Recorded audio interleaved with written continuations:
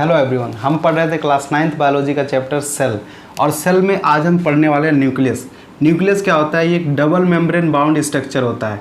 ये न्यूक्लियस का स्ट्रक्चर आप देख सकते हैं कि इसमें दो मेम्ब्रेन होती हैं। ये डबल मेम्ब्रेन बाउंड स्ट्रक्चर है और इसके मेम्ब्रेन को कहते हैं न्यूक्लियर मेम्ब्रेन। ये जो है वो आउटर मेम्ब्रेन है और इसके अंदर जो है वो है इनर मेम्ब्रेन, और दोनों को कलेक्टिवली कहेंगे न्यूक्लियर मेम्ब्रेन। तो ये न्यूक्लियस का बाहर का स्ट्रक्चर हो गया जिसे कहते हैं न्यूक्लियर मेम्ब्रेन। और यही होता है न्यूक्लियर एनवलप। ये एनवलप बनाता है न्यूक्लियस का।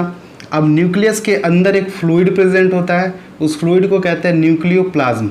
और यही फ्लूइड जो होता है न्यूक्लियोप्लाज्म, ये अगर साइटोप्लाज्म के साथ इसको कंबाइन कर दिया जाए, यानी न्यूक्लियोप्लाज्म प्लस साइटोप्लाज्म, तो ये बनाएगा टोटल प्रोटोप्लाज्म।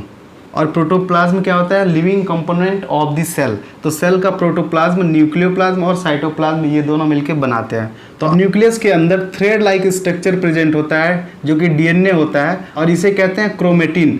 और यही क्रोमेटिन आगे चल के क्रोमोसोम बनाता है। जब इसकी पैकेजिंग होगी, जब सेल डिवीज़न होगा, तो सेल डिवीज़न के टाइम पे ये जो क्रोमेटिन है उस टाइम पे ये विजिबल होगा क्रोमोसोम के फॉर्म में। वहाँ पे ये स्ट्रक्चर जो है वो क्रोमोसोम के फॉर्म में दिखेगा। और हमारे अंदर टोटल 46 क्रोमोसोम होते हैं। तो इसी में डीएनए है, और डीएनए के पास क्या होता है? जेनेटिक इन्फॉर्मेशन, जो कि पेरेंट से ऑफस्प्रिंग में पास होते हैं। जेनेटिक इन्फॉर्मेशन होता है।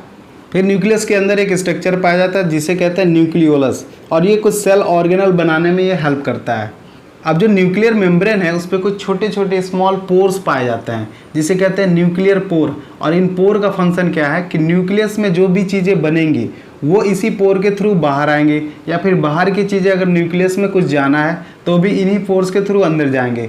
यानी ये जो न्यूक्लियर पोर हैं ये ट्रांसपोर्ट ऑफ मॉलिक्यूल्स में हेल्प करते हैं। अब हम न्यूक्लियस का फंक्शन समझ लेते हैं। न्यूक्लियस जो होता है इसको सेल का controller organ of the cell कहा जाता है, क्योंकि न्यूक्लियस की सभी मेटाबॉलिक एक्टिविटी को यही कंट्रोल करता है। जितने भी एक्टिविटी होते हैं सेल के अंदर वो सब न्यूक्लियस ही कंट्रोल करता है, क्योंकि न्यूक्लियस में होता है डीएनए, और डीएनए सभी एक्टिविटी को कंट्रोल करता है। अब सेकेंड फंक्शन जो है वो है nucleus is the site of mRNA synthesis.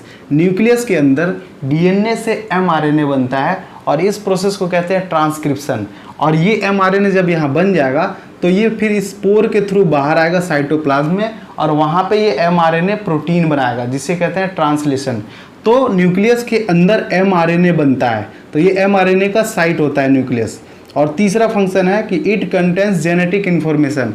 Nucleus के अंदर डीएनए प्रेजेंट है और डीएनए के पास सभी जेनेटिक इन्फॉर्मेशन होते हैं जो कि ऑफस्प्रिंग में पास करने होते हैं। तो ये था न्यूक्लियस का स्ट्रक्चर एंड फंक्शन।